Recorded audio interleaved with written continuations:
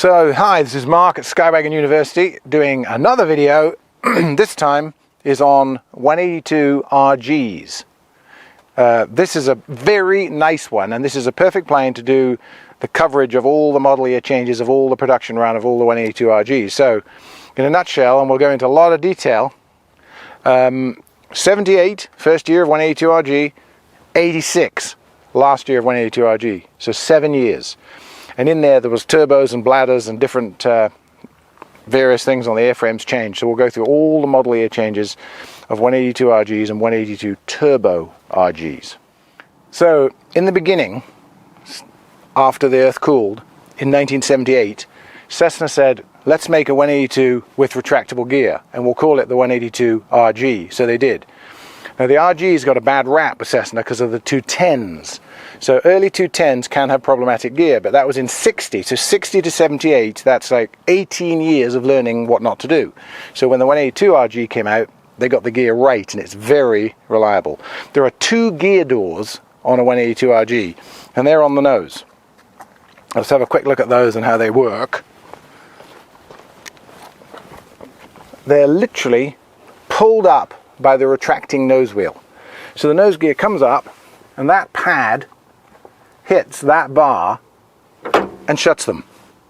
So there's no hydraulics, no electrics, no limit switches, no anything. It's literally just pulled up by the nose wheel, that's it. And on the main gear, there are no gear doors. Let's go around and see how that works. So in the back, there's a hole, there's no gear door that opens and closes, and so the gear leg lies in a groove here, and the wheel is up in here. I mean, it's that far up. Big gap there. No gear doors. So 2 gear doors on a 182RG, non-mechanical. On a, say, a 60s, an early 60s 210, there are 10 gear doors. There's 4 on the front, forward and behind the nose wheel. There's the main hole here, there's the little trapdoor hole here, and there's the little square piece that hides the gear leg. So there's 1, 2, 3, 4, 5, 6, 7, 8, 9, 10. So there's 10 mechanical gear doors on a 210 and two non-mechanical gear doors on a 182RG. On a 210, if it has gear doors and you damage it, the repair is to put on an STC called the Uvalde gear door mod, which removes the gear doors and makes a similar thing to this. And you'll see like a riveted square with a filled in hole but with no door, so the wheel can just retract into it. But anyway, that's an aside. That's the fix on a 210. 182RGs, excellent reliable gear. 78 is the first year. So this angle, you can see the gear hole and you can see the trench that the gear leg lies in underneath the plane when it's up, and we'll be flying it later and you'll see the gear going up and down. But if you want to see one of these have its gear retracted on jacks, go on one of the other videos on this channel. It's called something like 182RG gear retraction video, and the plane's on jacks and we fully put the gear away, and you can see the mechanism, how it works, how you test it, how you look at it. So that's another good reference for that. So let's look at the major difference between a 78 and a 79 and newer 182RG, which would be 79 to 86, end of production. And they never remade them. These are not rebuilt in 97 like other Cessnas have been, because the retractable gear is too much of a liability. So they didn't want you to gear it up and sue the factory, so they didn't make them, so they're only fixed gears. So this model ends in 86, period. So the wet wing means that there is no bladder in it. A 78 has got an outboard gas cap and an 84-gallon tank with 78 usable in all realms of flight. So you could run it out level, but in all realms of flight, 78 usable, 84 in the tank. 79, this is an 81. 79, first year of the wet wing, no bladder. So there's no bladder in the gap, that lets it have more room. So they have a 92-gallon tank, 92 gallons, that's 2 50-gallon drums this big. 92-gallon tank with 88 usable, with an inboard cap. So the cap's above there on a wet wing, and the cap's above there on a bladdered 78. So at a glance on a ramp, you can tell. Now the way you know for sure about a wet wing, by just eyeballing a plane, and it's easier if it hasn't been painted. This one's been painted, and the beautiful new paint hides what I'm about to show you. The rivets on the leading edge, from the root to this station here, this line of leading edge rivets on a 182 Turbo RG or RG with a wet wing are Cherry Max rivets. And if you look really closely, because it's been painted, the paint's beaded on the rivet. And so it's hiding the center pull of the Cherry Max rivet. But on an original painted plane that isn't as good as this, you can see it on all of them. But on a couple, it just shows, if you look really closely at that rivet there, for example, you can see the center in the rivet, meaning it's a Cherry Max and not a solid buckable rivet. So a quick story about wet wing and Cherry Max rivets, because they're the only Cherry Max rivets on this plane. And all wet wings, 206s, 182s, 182RGs, they have the wet wing. 185s, like in the float kit video, 79 and 80 with wet wings, it's all the same, this rivet thing here. At a pre-buy, at a shop, there was a specialist for 182RGs. I'd taken a plane that was for sale, and I'd gone out for lunch and come back, and the guy had the squawk list, and he comes up and he looks at me and he says, so this plane has no damage history, right? And I said, yeah. He goes, well, it does. Cherry Max rivets. Cessna never did that. I said, no, that's wet wing, that's 79 to 86. He goes, oh no Cherry Max rivets on 182. I said, so whose is that? It's there at the back of the hangar. And I pointed out another plane that was a 79, and I could tell you why I could identify it. And he said, that's my plane. I said, well, it's got the same thing. No, it doesn't. So we went over and it did. So he was like, oh. So that is the giveaway of the wet wing. And the reason they use Cherry Max in there is because you can't buck the thing, because if you did, the guy with the bucking bar would still be in the wing, so you've got to seal it. So that is why they use them on there. Anyway, 78 bladders, 79 to 86, wet wing, 92 gallons, 88 usable. So 78s and 79 RGs, oh, by the way, a major deal on them. All 182 RGs have Lycoming 540s in them, not the Continental 470 that's in all the fixed gear 182s, with the exception of one model, which we can talk about another time. But so a Lycoming 540, that is why it's got a different looking cowling on it to a fixed gear 182. The nose gear can retract better under a Lycoming because of its sump design, so they use the Lycoming in it. 2,000 hour TBO, 540 cubic inches, carbureted. We'll pull the cowl off, it's easy to remove, and I'll talk more about the engine. But the thing I want to show you that's the big deal on an 80 to 86, this is an 81, a 78 and a 79 182RG, this fiberglass forward piece rolls over very steeply down to about here. This hole is lower, and there's an oil cooler in here, and it's about 15 rows, and there's 5 rows in view, and the other 10 are behind the cowling, so the air goes in and swirls around behind here as the oil cooler. Which, if you live in a very hot place, it's not really an issue, but if you live in a very hot place, you'll have slightly higher oil temperature. So let's look at why that is there and how they changed it in 80 to 86. So with the more pointy, shelfy top cowl air intake and no oil cooler, in 80 to 86, they moved the oil cooler from there to around here. I mean, you can't see it in here, but we'll pull off the cowling. In fact, let's do that right now.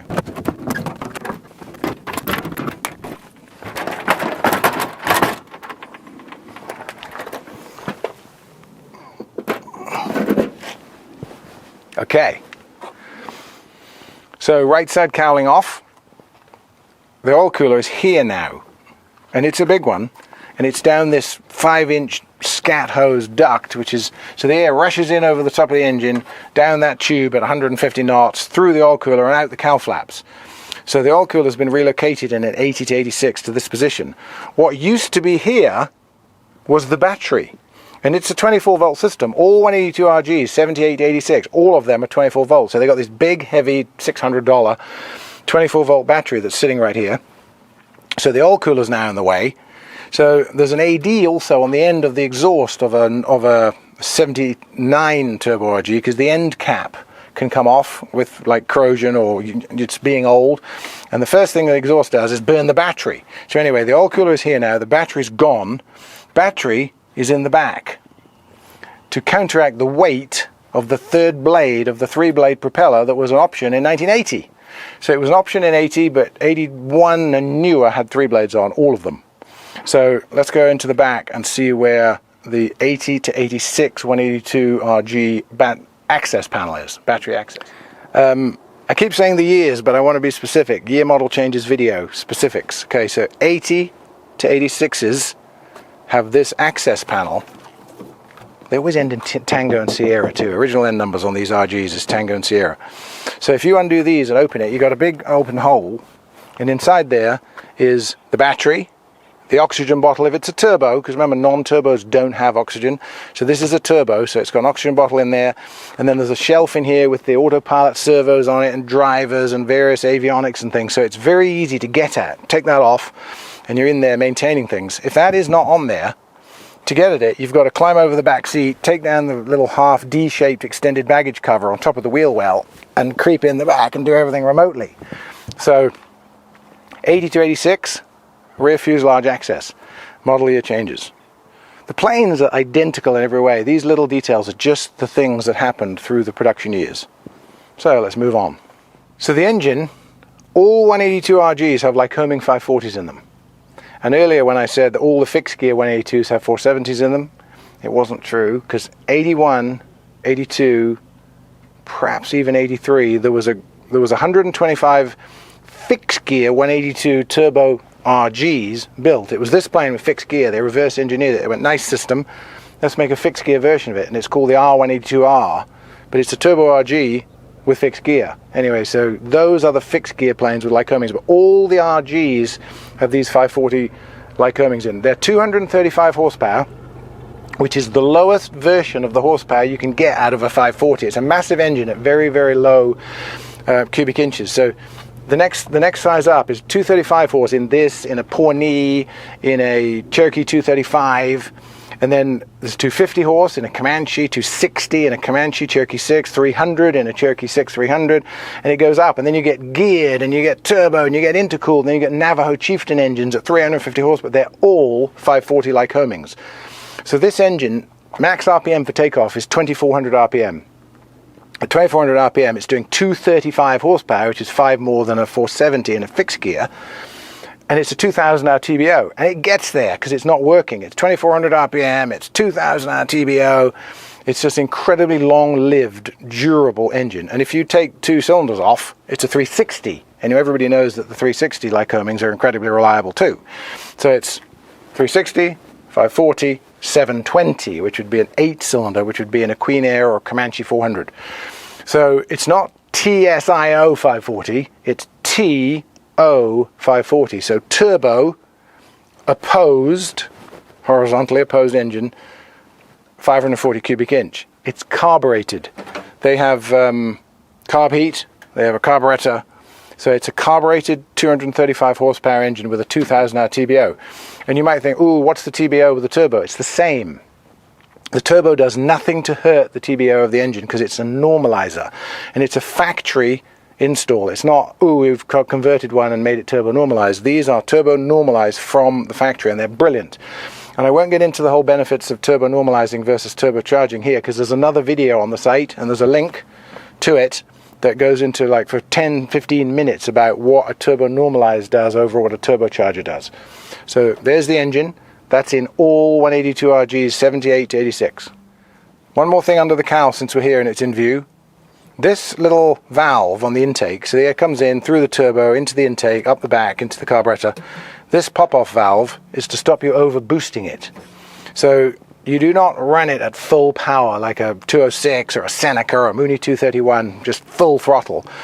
It'll give it way too much power. So full manifold pressure for takeoff in one of these turbos is 31 inches. That's half throttle. A throttle has this much travel in it. Half throttle, we'll show you inside, is 31 inches for takeoff. If you do overboost it and you shove it in too hard and you're concentrating out the window and not looking at your manifold pressure gauge, the excess boost will be vented overboard through this pop-off valve, which will protect the engine. So that's what that's for. And obviously a non-turbo RG just has 3 exhaust pipes into a pipe and out. No turbo, no pop-off valve, no nothing. But if you want the real detail of that and the turbo and all that, watch that other video. So people want me to get really specific and anal about some of this detail. So here we are. Door handles. 79s. There'll be a photograph here of a 70, it's like a regular Cessna door handle. 79 is just the little Cessna handle that you push in, it tilts out and you open the door. Okay. 80 gets this, I call it the T-shaped handle. And it's, the way it works, it's a door handle, but it's easy. The way it works is when it's open, it stays open, and there's a little button here underneath the latch. There's the latch, there's the button. It's got a striker plate here, and when you press that, it shuts the door. You can't shut it like that now, it'll slam into the frame, so it should be open. So So open is like that. So it's a no slam door. I like that. I got a Mooney. You don't slam Mooney doors. So you push it into the hole, it shuts. If you're inside and it's closed, just to be sure of it, you push that down. So that's the inside access of it. But a 79 does not have that. But a 79 has still got the little finger breaker door latch on the back, okay? So 80, if you want to get really specific, 80 has this handle and the little finger breaker on the back. 81, Cessna flap head, 81 has got the double push button circles. So 81 to 86 has this system, which you press the big one, pops it open, chuck your stuff in there, and then to close it, or we'll look at the outside, to close it, that just comes in like that and clicks. So that it can never blow open in flight. The one where you get your fingers and open it like a regular older Cessna door handle, when you open it, it can be used, it can be worn, it can stick out and the airflow can grab it and open it, and then you've got a trailing gear door in flight, and it only opens to there, but it's just annoying. So 81 to 86, both 80, old style, new style, 79, old style, old style. Tidbit. Okay, so I have to admit I'm not 100% exactly sure when this happened, but early 182RGs have a round, this gear leg is a tube, and inside it is the brakes and everything, it's hollow. So they have these later planes have this hexagon. It's stronger for the gear actuator motor to move, and the video when we're flying it will show you the gear going up. But the hexagon one is the one you want on a later plane, and some early planes have been retrofitted with them, but the early planes are round, they're just like a smooth circle. And if somebody talks about gear problems cracking or hydraulic leaks coming out, it's probably the round gear actuator mount. So that's another thing for the later planes, which was upgraded, obviously, as Cessna carried on producing them for the 8 years that they did. 8 years? Yeah, 79 to 86. 7 years, yeah. So inside it, all 182RGs and Turbo RGs are the same, basically inside. And actually, they are identical to all the late model 182 Ps, Qs, Rs. Firewall back, they're exactly like a 182 PQR. They've just got the Lycoming up front and retractable. Same wing, same strut, same flap, same aileron, same everything. And this plane in the pattern, I'll show you when we're flying it, gear down, flaps down at low power, is a 182 in every way. It's not got a laminar flow wing, it's not like a 210, it's just very docile in the pattern, but it's also very fast cross-country high altitude. It can do both well. So here is the interior, the normal IFR configured layout. You know, there's a Garmin 530W, there's a moving map, PFD here, COM, ADS-B in and out transponder, autopilot with altitude hole coupled to these two. There's a DME over there with a fuel flow totalizer and an old ADF indicator. Turbo inlet temp, so you can lean it for a turbo inlet temp, or EGT, similar. The normal cluster of IFR, fuel gauges and engine management for the 182s. An old storm scope, which probably has less information on it than some of the electronics you can get today, but it's still in there. And then on the yoke, electric trim, autopilot disconnect, push to torque, gear, that's not in a fixed gear, gear up, gear down, and you pull it out, up, in, gear up, gear down lights to push them to test. So the gear, carb heat, weird in a high performance cross country turbocharged plane, but carb heat, throttle prop and mixture, rudder trim, elevator trim, cowl flaps, fuel selector, and it has both, so there's left, right and both. Some planes have only left and right. And this one is really nice. I'm British, okay, so I like the wooden trim. That's real wooden veneer. Look at that burr walnut on there and on here. Pretty nice. Wide, 5 inches wider than a 182.